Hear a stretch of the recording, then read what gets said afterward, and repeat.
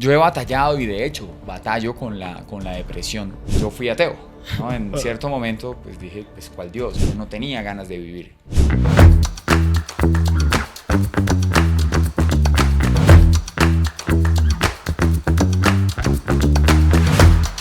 Óigame, pero ya no son dos, ahora también está Pedro Pallares. Pedro, gracias por estar aquí en este espacio. Qué placer de verdad que estés acá. No, Andrés, gracias a ti por la invitación. En serio que sí, muchas gracias y qué rico compartir aquí con Ya no son 12. Pedro, actor, por un lado, sabemos que hacemos más cosas, también te ponen como militar, pero entonces yo quiero que nos las aclaremos. En estos momentos, ¿cómo estamos?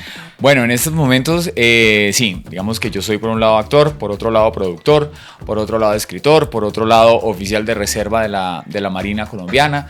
El rol más importante es ser esposo y papá, Total. que es donde hay que meterle más la ficha. Y bueno, pues con ganas de hacer cosas, con ganas de seguir trabajando, de hacer proyectos y de meterle la pasión a eso que nos gusta, ¿no? Pero ven acá, y la cuestión esta de ser militar y demás, dijiste ya de la reserva, es decir, no estás actualmente como allá, pero ese proceso, ¿cómo fue? ¿Cómo terminas tú de aquel lado? Bueno, yo toda la vida quise ser militar, toda mi vida quise ser marino. Las cosas no se dieron en su momento, la vida me llevó por otros caminos, yo entré a la universidad, comencé a trabajar y se presentó la oportunidad de ser parte del cuerpo de oficiales profesionales de la reserva, digamos en términos prácticos como tal. Las fuerzas militares tienen sus reservas que son profesionales de muchas disciplinas que están ad honorem y de manera voluntaria sirviendo a cada una de sus instituciones con lo que nosotros podemos hacer, ¿no? En lo que somos buenos y en la profesión que desarrollamos.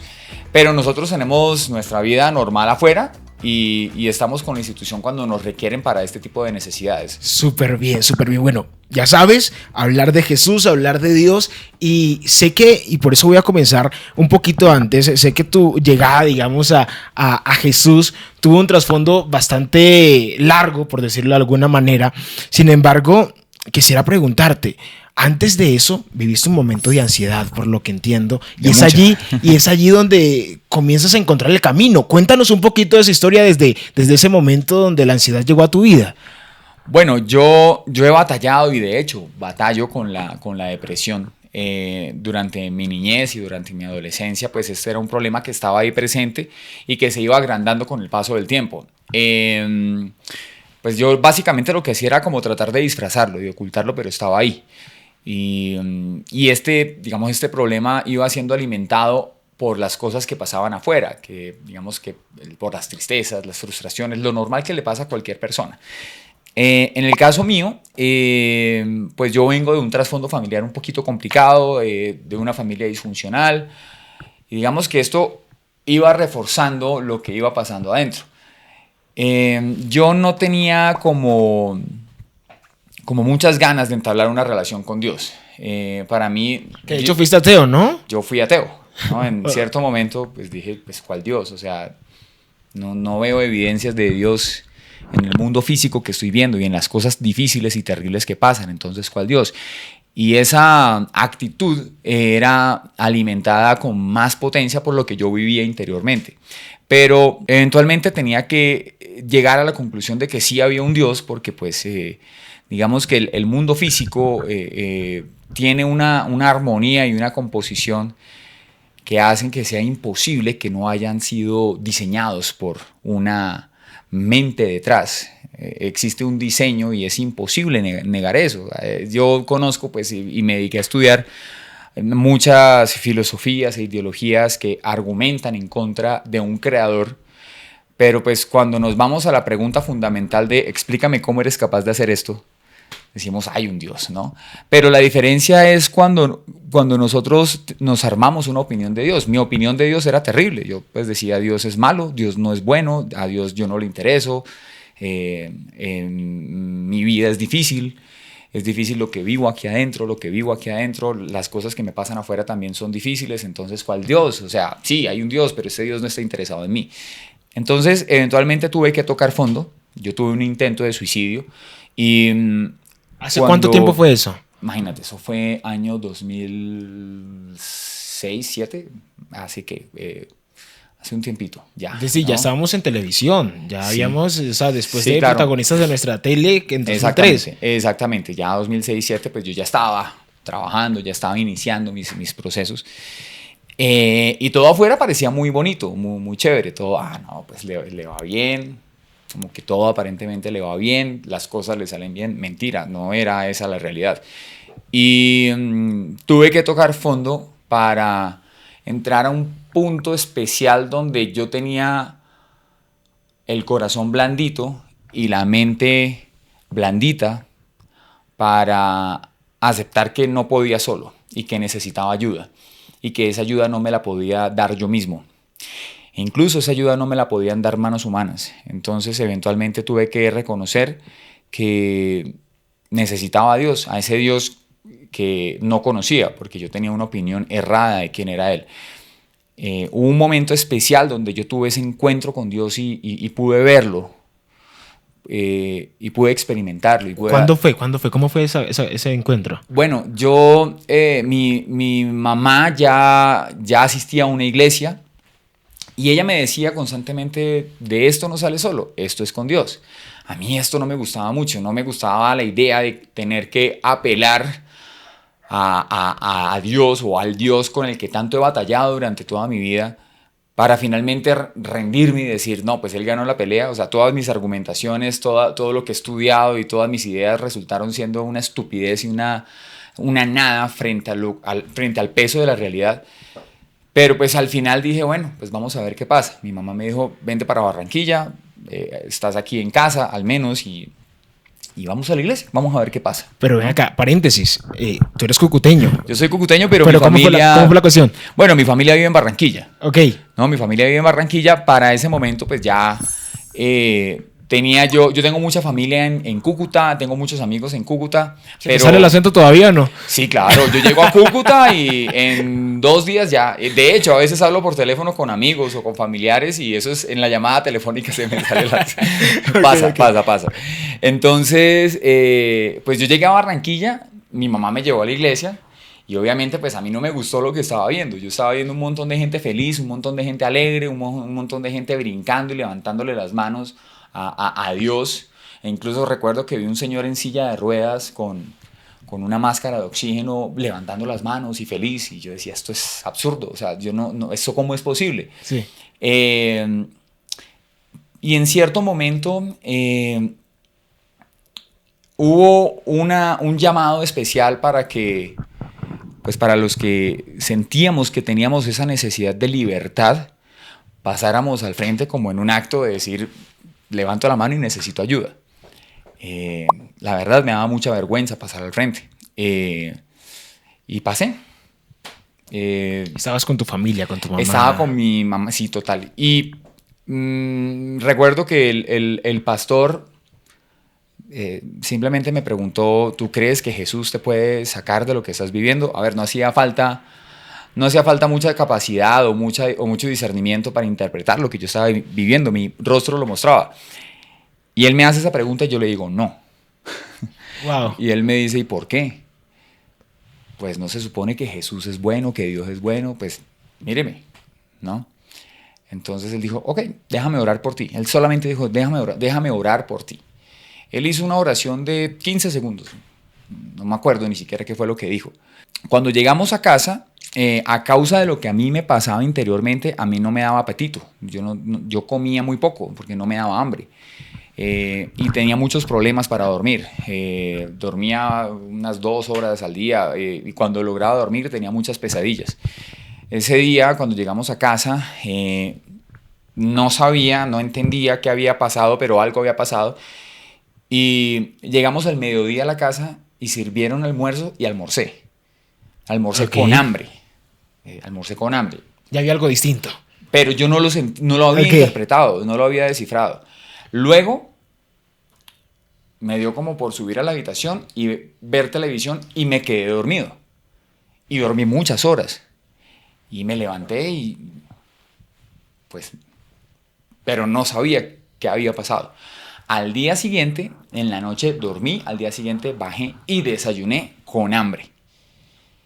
Y me dieron ganas simplemente de salir, de ir a trotar, a caminar por ahí. Y en cierto momento, mi familia vive en un sector donde se alcanza a ver bocas de ceniza en Barranquilla, y hubo un momento donde vi el paisaje, vi el horizonte y sentí como que si se me hubieran abierto los ojos.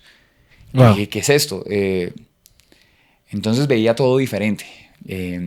La explicación más aterrizada que tengo o que puedo tener, no me alcanza el lenguaje para explicarlo, es que yo veía blanco y negro y ahora estaba viendo en 4K. Wow. ¿No? Estaba viendo en Full HD y yo dije, ahora sí me terminé de enloquecer. Comencé a caminar y comencé como a explorar ese nuevo mundo que estaba viendo. Veía a la gente hermosa, vi a los árboles lindos, vi a los perros, a los carros, todo se veía brillante. Siento que así se tiene que ver realmente, ¿no? Yo estaba viendo con unos lentes que eran los incorrectos y como que en ese momento empecé a ver una realidad diferente. Y yo dije, aquí definitivamente pasó algo, porque yo no me produje esto. Mi realidad era sentir oscuridad interior todo el tiempo y aquí estoy viendo esperanza, me siento feliz, me siento alegre, tengo ganas de hacer cosas, tengo ganas de... no sé, de estar en la casa, de estar con mi familia, tengo ganas no sé, de ir a la playa o de hacer cosas divertidas, tengo ganas de vivir. Yo no tenía ganas de vivir. Y yo dije, Dios es real en ese momento, pero más allá de que sea real, es bueno. Sí. O sea, estaba equivocado, yo estuve equivocado toda mi vida. Y me rendí ante ese Dios bueno, dije, no puedo más. Pero aquí estoy viendo algo diferente y yo dije, voy para esa. Wow, entonces... todo este proceso, digamos que, bueno, te acompañó tu familia, fue tu mamá, quien te llevó a la iglesia y demás. Sin embargo, siempre es momento y es bueno que las personas se sientan identificadas con ese proceso que ya nos estabas contando de ansiedad, de no querer nada. Y por eso quiero volver un poquito para que las personas digan, ok, no estoy solo en lo que estoy viviendo. ¿Qué sentías tú? O sea, ¿cómo se siente ese momento de ansiedad? El primer capítulo de esta temporada nosotros hablamos de ese tema, incluso en la iglesia donde asistimos están hablando mucho de este tema, pero ¿cómo se siente? Y como para que las personas puedan decir, ok, me está pasando esto, pero hay alguien que sí me puede salvar. No sé cómo explicar cómo se siente a nivel general, pero sí sé muy bien lo que yo sentía, que era un dolor horrible permanente. Por dentro estás muriéndote todo el tiempo. Estás apachurrado todo el tiempo, estás triste todo el tiempo, pero pues no es una tristeza ocasional, es una tristeza profunda, es un dolor insoportable y es permanente. Todo el tiempo es así. Hay cosas que lo detonan más, digamos que hay cosas que de pronto escuchamos, vemos, oímos y que hacen que ese dolor se incremente un poco más o a veces baja, pero por lo general, en el caso mío, era una sensación de dolor permanente y que no había esperanza de nada, es decir, estamos como en una especie de supervivencia, en una existencia que es de supervivencia, de mira a ver cómo hace, pero realmente no hay esperanza, o sea... lo más probable es que todo salga mal. ¿Cuánto tiempo pasó entre ese momento en donde ya tú decides, ok, comencé a ver todo lindo, a razonar que fue Jesús y a decir, entrego mi vida a Jesús? ¿Cuánto tiempo pasó más o menos? No, fue inmediato. Wow. Fue inmediato, Andrés. O sea, es que, a ver, yo... tengo una mente que funciona mucho con números y mucho con estándares y que si 2 más 2 es igual a 4, 2 más 2 no puede ser igual a 5. Entonces mi lógica me llevaba a pensar que no hubo una intervención humana en lo que había pasado. Es decir, yo no me lo provoqué a mí mismo, no me senté a meditar, a decir, bueno, vamos a comenzar a sentir libertad o vamos a comenzar a sentir alegría o vamos a hacer esto para... No. Ahora, ¿qué puede pasar, no? Para no decir, claro. no todos los procesos tienen que ser iguales. Sí, total. Eso puede pasar, pero aquí no te pasó. Totalmente. Y creo que en muchas ocasiones necesitamos también como entrenar nuestra mente y entrenar nuestra voluntad para obligarnos a nosotros mismos a tener dominio sobre lo que pensamos. Y eso es importante hacerlo. Pero yo en ese momento no tenía ningún dominio de nada. O sea, yo no podía controlar la locomotora que yo tenía en mi cabeza. No tenía cómo apaciguar eso. Y... inevitablemente tenía que llegar a la conclusión que lo que pasó fue algo sobrenatural.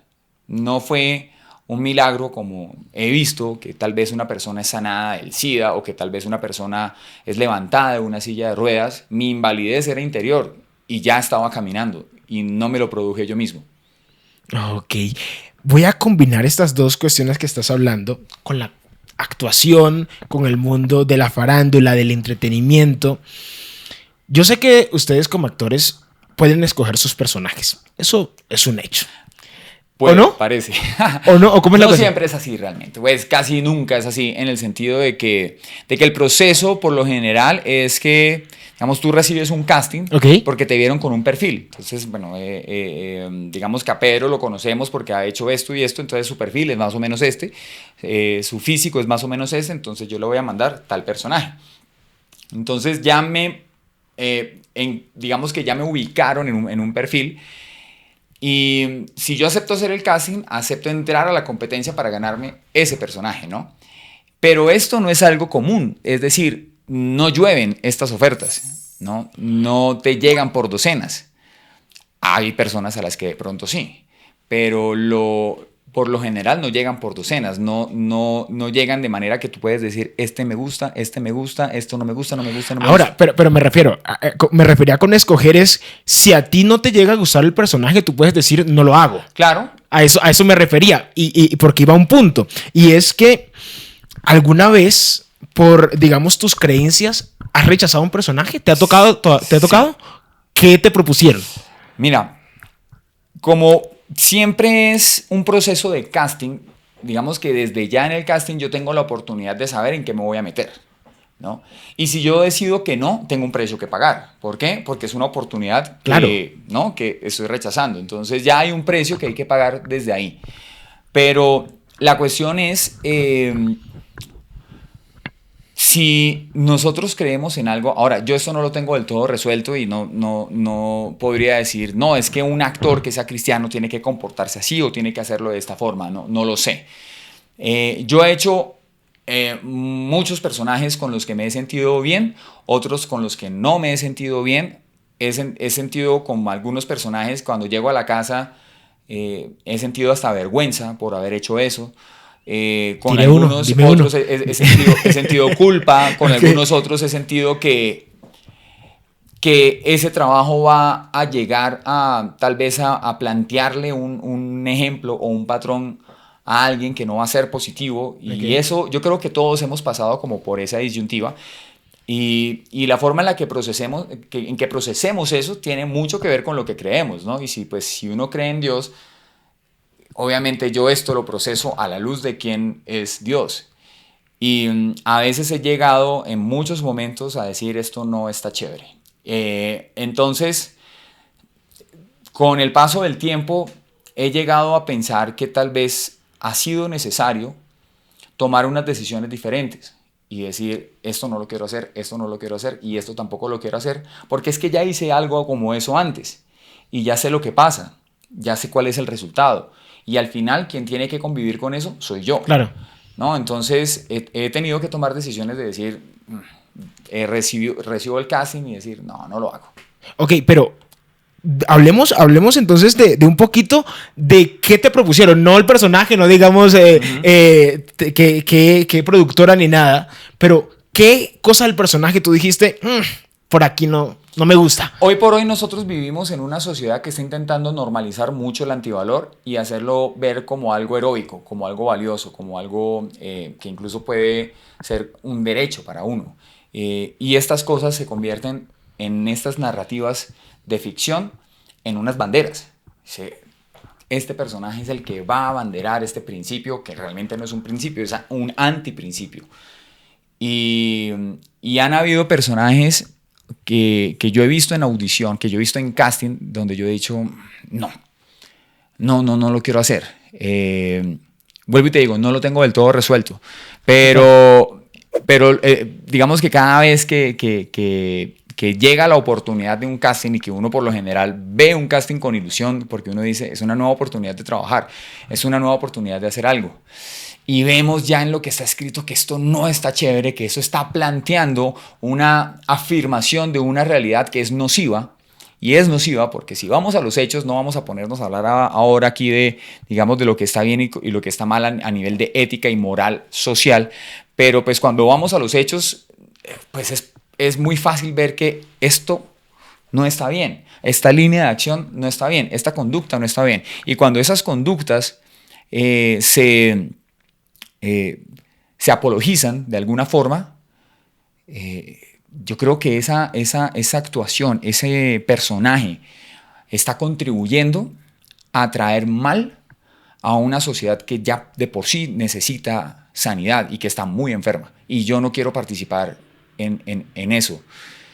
Hasta el momento, en cierto tiempo, he tenido la posibilidad de tomar ese tipo de decisiones y quisiera y le pido a Dios tener la capacidad de poder seguir tomando esas decisiones porque no son fáciles, porque muchas veces nos vemos el recurso frente al trabajo y frente a a la realidad de la vida. Finalmente nosotros llegamos al supermercado y nosotros no pagamos el mercado con la portada de una revista, sí, ¿no? Entonces, pero creo que hasta ahora siento que Dios me ha dado como la posibilidad de decir no, y espero que me la siga dando. ¿Cómo está el mercado laboral en cuanto a los actores? ¿Está bien en Colombia? ¿Crees que le falta más? Para salirnos un poquito también de todo lo que venimos hablando, ¿cómo lo analizas tú? ¿Será que le están pagando muy poquito a los actores? ¿Les hace falta inversión? O al contrario, ya no están invirtiendo casi quizás en la televisión porque dicen que se va a acabar. ¿Cómo lo analizas tú? Nunca ha sido fácil, es la verdad. O sea, nunca ha sido fácil, nunca fue fácil en los 80s, nunca fue fácil en los 90s. La verdad es que nunca ha sido fácil. Siempre es un mercado laboral reducido, es decir, hay una oferta de trabajo corta y una cantidad de actores muy grande para esa cantidad de oportunidades que hay. Entonces nunca ha sido fácil. Creo que por un lado hay más oportunidades escondidas o por ahí, pero por otro lado hay otras oportunidades que se vienen a reducir también. Yo pienso que muchas veces los formatos digitales e incluso esto que estamos haciendo son oportunidades para que intérpretes, no solamente actores, sino cualquier tipo de artista salga a un medio diferente a hacer su arte. Y yo creo que eso es bueno. Pero siempre ha sido difícil, nunca ha sido fácil. Y los actores por lo general en muchas ocasiones tienen que jugar un poco a la resistencia, a entender que es una carrera de resistencia y de persistencia y que hay temporadas buenas y hay temporadas no tan buenas y muchas veces esas temporadas no tan buenas son más largas que las temporadas buenas, ¿no? Y en esos momentos también tenemos que entrar a tomar decisiones. En esos momentos también tenemos que entrar a buscar refugio, a buscar consuelo. Yo creo que bueno, me voy a atrever a decir algo, ojalá no me castiguen por eso, pero los actores, como todos los seres humanos, necesitamos mucho a Dios, porque ¿a dónde vamos en esos momentos donde no hay trabajo? Y tal vez un actor salió de hacer una producción muy buena a la que le fue muy bien, y luego de eso, luego de toda esa gloria pasajera, pasaron 2, 3 años sin trabajo. ¿A dónde va esa persona? Claro. ¿A dónde se refugia? ¿A quién le levanta la mano para poder vivir? Y yo creo que por eso los actores necesitan mucho a Dios. Y así como todos los seres humanos necesitamos a Dios. Wow. Pedro, una de las cuestiones también muy importante dentro de todo este mundo del entretenimiento resulta siendo los contactos.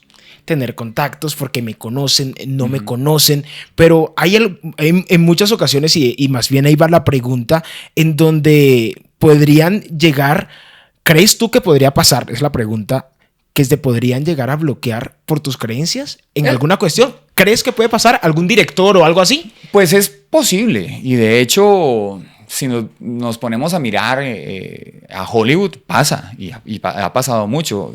Le ha pasado a Mel Gibson.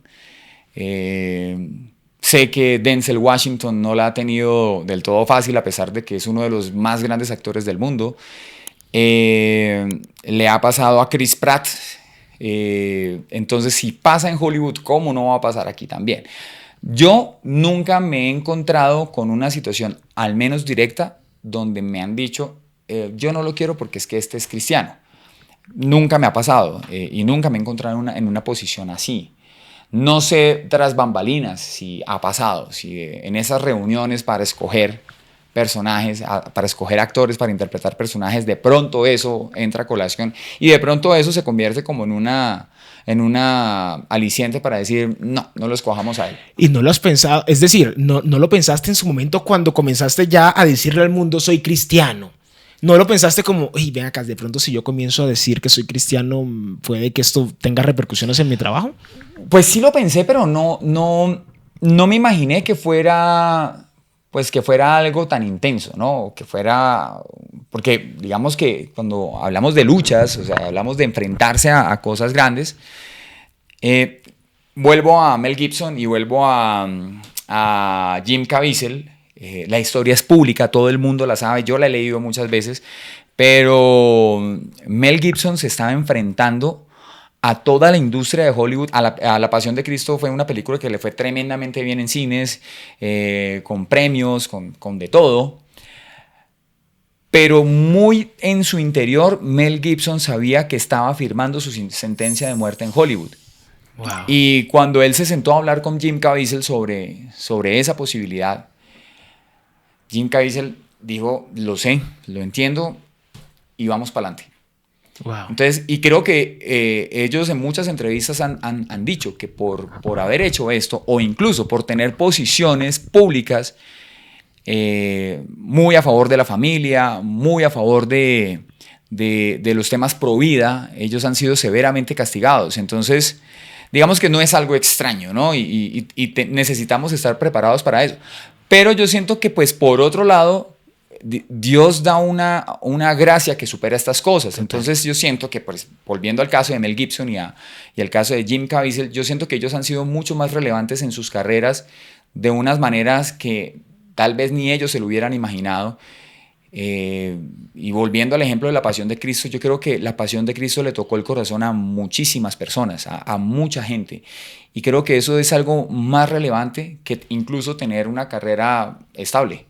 Quisiéramos tener esa tranquilidad y esa estabilidad financiera en lo que trabajamos y en lo que nos gusta hacer, pero no siempre es así. Lo que yo sí creo que sí es estable es como ese colchón de Dios, ¿no? Como esa mano de Dios sosteniéndola a uno, diciendo, sí, la cosa no está bien, no está chévere, no es de lujo, pero si comenzamos y si yo comienzo a mirar atrás, yo sí me he dado cuenta que, pues, la mano de Dios es la que me ha traído hasta acá, y en muchos momentos donde yo digo, oiga, ¿cómo salimos de esto? Sí. ¿No? Entonces es muy bonito recordar eso. Y finalmente, pues, esto es una industria que en donde también se mueven pasiones, se mueven algunas otras cosas, y no necesariamente esas cosas que se mueven alrededor de la industria son malas, hay cosas que de pronto son buenas. Pero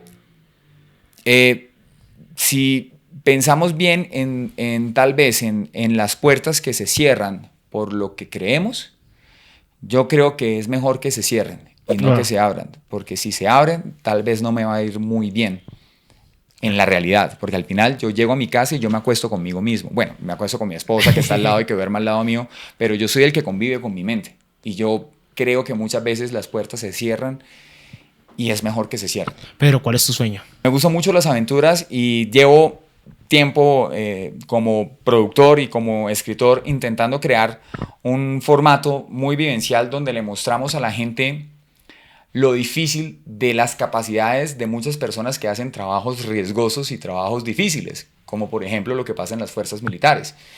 La gente no lo sabe, pero ponerse un traje para desactivar una bomba es algo muy difícil. No solamente el riesgo que está implicado, sino, pues imagínate cargar un traje que pesa 50 kilos en una ciudad como Cúcuta, con una temperatura de 34, 35 grados centígrados, para desactivar una bomba que se puso buscando matar gente. Esas son cosas importantísimas y muy relevantes. La gente no las conoce. A mí me gustaría vivirlo para salir a contarle esto a la gente. He tenido la oportunidad de vivir muchas cosas que sí le he podido contar a la gente, pero yo quisiera como agarrar esto y meterlo en un formato para sacarlo y hacerlo de forma continuada. En cosas que he tenido la oportunidad de escribir y que son ideas que vienen de Dios, definitivamente. He estado durante años escribiendo proyectos audiovisuales alrededor de Cristo y alrededor de un Jesús cercano con la gente, un Jesús real, ¿no? Que no está por allá lejano, sino que es cercano y que entiende nuestra vida y que entiende lo que nosotros sufrimos. He estado escribiendo eso durante años. He estado escribiendo algunas series de acción. Me gusta mucho la acción. Entonces, yo creo que mi sueño tiene mucho que ver con ver que estas cosas puedan comenzar a ejecutarse y hacerse realidad. ¿Interpretarías a Jesús en una película? Uy, me encantaría. Y sería un reto increíble, ¿no? Porque pues, y una responsabilidad increíble, porque pues si finalmente interpretar a Jesús, yo creo que los actores que lo han hecho últimamente, caso de Chosen, el actor lo hace maravillosamente bien, pero yo creo que más allá de la interpretación excelente del actor, creo que el actor que se llama, se me escapa el nombre en este momento, Jonathan Rumi, yo creo que lo que le da tanta trascendencia a la actuación de Jonathan Rumi como Jesús es que él sabe quién es Cristo. Que lo conoce, claro. Y cómo se comporta. Y cómo Jesús se comportaría en ciertas situaciones. Entonces yo creo que sí se necesita que una persona conozca eso, que es más importante que incluso que la misma actuación, para poder hacer una interpretación exitosa de Jesús. Exitosa me refiero a que le llegue a la gente y a que los ponga a pensar y los ponga a reflexionar. No a los creyentes ya creen, sí, sino a los que no creen, a los que están afuera y los que están tal vez pensando en suicidarse, los que están pensando en echar su matrimonio a la porra, los que están pensando en que tal vez las drogas son un buen escape a la realidad, o los que están incluso metidos en las drogas y no hayan cómo salir. Ellos son los que necesitan ver a un Cristo real, a un Cristo que los entiende, que conoce sus dolores, que conoce sus penas y que quiere decirles, oye, ven y hablamos. Súper. Pedro, siempre hacemos un jueguito de esto o aquello. Okay. Te voy a preguntar una cosa o la otra y tú me vas a decir cuál de las dos prefieres. ¿Listo? Okay. Listo, vamos a ver. ¿Alex Zurdo o Redimidos? Uy, qué cosa tan difícil, Dios mío. Redimidos por una razón que luego te cuento. Es que tuve la oportunidad de actuar en un video de Redimidos. Entonces, ¿ah, sí? ¿Cuál? Para buscarlo. ¿Cómo se llama? Es una canción que él hace con su esposa y que de hecho es una canción que habla del suicidio y de cómo las personas que están pasando por dificultades que los llevan a temas emocionales difíciles lo afrontan y pasan por la idea de la vida no vale más la pena, ¿no? Entonces yo creo que por esa razón me voy con Redimidos. Listo, pues. ¿Marcos Witt o Jesús Adrián? ¿Sabes qué es lo peor? Que es que he tenido la oportunidad de conocerlos a los dos. Okay. De al menos un saludo y cruzar en varias ocasiones, ¿no? Sí. Entonces como que... Ay, no me la pongas a mí. No, hay canciones, ¿no? Hay canciones de Marcos. En estos momentos, Marcos Witt o Jesús Adrián, en estos momentos. ¿No se vale los dos?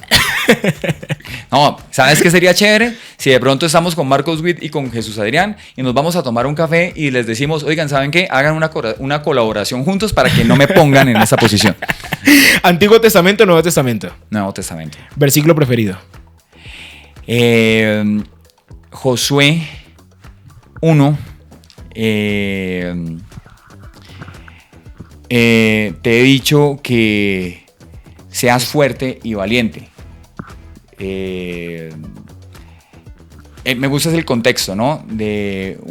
Cuídate de estudiar todo lo que está escrito en este libro de la ley, de estudiarlo a diario, y te pido que seas muy fuerte y valiente, que yo te haré tener victoria en todo lo que hagas. Así como estuve con Moisés, estaré contigo. ¿Biblia física o virtual? Ay, qué difícil esto, Dios mío. Es que ambas tienen su cosa chévere, contexto, ¿no? Porque es que, por ejemplo, a mí me gusta rayar. Yo soy de vieja escuela que me gusta rayar, Pero, ¿con qué estamos a la mano todo el tiempo? Pues con el celular. Y muchas veces uno está de pronto recordando algo, ¿no? ¿Y qué tengo a la mano? Pues el celular, venga y busquemos. Incluso, digamos, yo no soy muy bueno para recordar versículos. Sé que la Biblia dice esto en tal parte. Entre Génesis y Apocalipsis. Entre Génesis y Apocalipsis dice que vengan a mí los que están cansados y cargados, que yo los haré descansar. ¿Cuál es el versículo? No sé en dónde. Entonces voy y lo busco. Ya lo tengo, ¿no? Entonces yo creo que ese es como el gran valor de la Biblia virtual. ¿Con cuál te quedas? Con la virtual, está bien. ¿Eres más como Pedro o como Pablo? Uy, yo creo que tengo unas cosas muy malucas de los dos. Porque, pues, Pedro era un tipo muy explosivo, ¿no? Y Pablo, muchas veces siento que Pablo era un tipo muy inflexible. Yo creo que esos defectos incluso Dios los usó, ¿no? Y los trabajó en ellos, ¿no? Pero siento que cuando nos enfrentamos al espejo de nosotros mismos y uno dice, oiga, es que yo tengo unas cositas bravas, o sea, yo realmente soy una figura. Sí. Y si me comparo con los apóstoles, que ni punto de comparación, pero me voy a comparar con los defectos que ellos tienen, definitivamente yo soy un personaje. Pedro, te quedas con el tuyo, con tu callo. No, yo soy más como Pablo. Está Pedro bien. era muy explosivo, yo no soy tan explosivo. ¿Cristiano de cuna o de calle? ¿Qué eres? De calle. ¿Evangelizar en redes o en persona? ¿Qué prefieres? Las dos, me gustan las dos, pero como toca responder una, yo digo que en persona. ¿Por qué? Porque me parece muy chévere cuando nosotros tenemos la oportunidad de vernos la cara y de tomarnos un café y alrededor de un compartir hablamos de cosas relevantes. La última, ¿Itiel Arroyo o Dante Gebel? Yo sé, la pongo complicada, si es real, yo creo que tampoco Dios sería mío, capaz. Hiciste ese trabajo demasiado bien. A ver. Yo creo que todo tiene sus momentos, ¿no? Y yo a Itiel, escogeré a Itiel. ¿Pero por qué? Porque creo que Itiel ha salido a hablar cosas desafiantes, confrontantes en momentos en que yo he necesitado escuchar esto. Sobre todo en mensajes que no son fáciles de escuchar, ¿no? Porque muchas veces uno quiere escuchar que a uno le va a ir bien y que Dios es bueno y que bueno. Pero no es tan chévere cuando a uno le hablan de sus propias responsabilidades y que uno tiene que asumirlas y que uno tiene que revisarse constantemente qué es lo que estoy haciendo mal o de dónde salen las cosas que estoy haciendo y diciendo que están mal, porque surgen de nuestro corazón. Y cuando somos confrontados a explorar eso, no es tan chévere. Y creo que Itiel muchas veces ha hablado de ese tipo de cosas que me llegan a mí directo. ¿La respuesta? Itiel. Muy bien. Pedro, un consejo rápido porque se nos está acabando el tiempo para hablar también de tu familia un momentico. ¿Cómo estás haciendo para criar un chiquitín y que siga los caminos de Dios? ¿Qué haces? Consejos para los padres. Hoy estaba hablando con mi esposa específicamente de eso y es un desafío diario. Y yo creo que como papás nosotros tenemos la responsabilidad de, en medio de nuestra fragilidad, de nuestra imperfección, tenemos la responsabilidad de crear un buen patrón a nuestro hijo para que ellos tengan de dónde agarrarse para decir, es que yo vi a mi papá que lo hacía de esta forma, yo voy a hacerlo así. Porque pues al final ese concepto de paternidad es lo que los va a llevar a ellos a Dios. Es decir, tuve un papá compasivo, bueno, paciente. Entonces, ¿cómo será Dios? Que es mucho mejor, ¿no? Va a ser muy compasivo, muy bueno, muy paciente, pero también tuve un papá que me guió y que tuvo firmeza para decirme, esto no se hace así. Entonces Dios hará lo mismo. Entonces yo creo que nosotros como padres tenemos la responsabilidad de meterle voluntad, firmeza e intencionalidad a crear ese buen patrón ante nuestros hijos. Y es un desafío diario. Yo creo que en nuestras debilidades, en nuestras imperfecciones, en las cosas que no nos salen bien, estamos llamados a eso. Estamos llamados a incluso pedirle perdón a nuestros hijos cuando la embarramos y decirle, mira, esto que hice no estuvo bien, pero ¿sabes qué? Es que soy un ser humano y necesito también mejorar. Y creo que nosotros tenemos que llegar a Dios tal como somos, con las cosas que no están bien, para que Dios nos pueda ayudar y poder mostrarle un buen patrón a nuestros hijos. Muy bueno, Pedro, de verdad, muchísimas gracias por estar aquí en este espacio con nosotros, compartiendo un poco de tu vida. Y pues bueno, para terminar, el mensaje final para los que nos escuchan y nos ven en Ya No Son 12, ¿cuál es? Bueno, no, el mensaje final es que Dios es bueno, Dios existe, la vida no es fácil, pero sin Dios es mucho más difícil. Gracias por estar acá. No, a ustedes, muchas gracias. Chao, chao, nos vemos en el próximo capítulo. Recuerden seguirnos en nuestras redes sociales como @YaNoSon12 y pues bueno, también les voy a dejar las de Pedro por acá. Chao, chao.